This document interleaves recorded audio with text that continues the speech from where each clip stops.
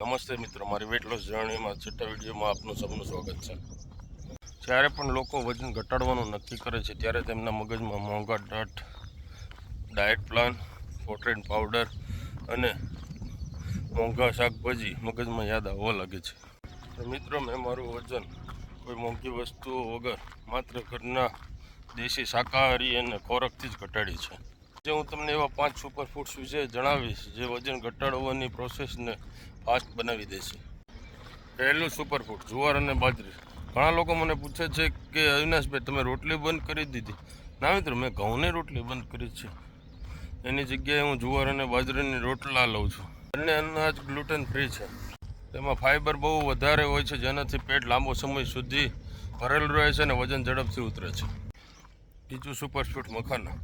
સાંજે ઓફિસમાં જ્યારે પણ ક્રેવિંગ્સ થાય કે કંઈક ચાવવાનું મન થાય ત્યારે વેફર અને બિસ્કિટ ખાવાને બદલે શેકેલા મખાના બેસ્ટ ઓપ્શન છે.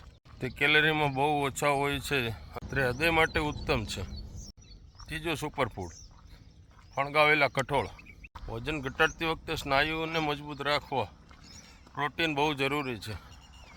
રોજ સવારે નાસ્તામાં ફણગાવેલા મગ કે ચણા લેવાથી શરીરમાં પ્રોટીનનું પ્રમાણ અને વિટામિન્સનું પ્રમાણ જળવાઈ રહે છે, તેથી આખો દિવસ એનર્જી રહે છે. ચોથું સુપરફૂડ શેકેલા ચણા. આ ગરીબોની બદામ છે મિત્રો. એક મુઠ્ઠી શેકેલા ચણા અને 1 ગ્લાસ છાશ પેટને તૃપ્ત કરી દે છે અને લાંબા સમય સુધી ભરેલું રાખે છે, તેથી ફેટ લોસ કરવામાં બહુ મોટો ભાગ ભજવે છે. પાંચમું ને મારું સૌથી ફેવરિટ, દેશી છાશ. બપોરે જમ્યા પછી 1 ગ્લાસ જીરા અને પુદીનાવાળી છાશ પીવાથી પાચન તંત્ર સારું રહે છે. તે શરીરને ઠંડક આપે છે અને વધારાની ચરબી ઓગાળી નાખે છે. મિત્રો, ફિટ થવા માટે કોઈ વિદેશી કે મોંઘા ડાયટની જરૂર નથી. બસ આપણા રસોડામાં રહેલી આ દેશી વસ્તુઓ સૌથી ઉપયોગ કરવાનો છે અને તમારા ડાયટમાં આમાંથી કંઈ પણ વસ્તુ વાપરો છો મને કોમેન્ટમાં જરૂરથી જણાવજો.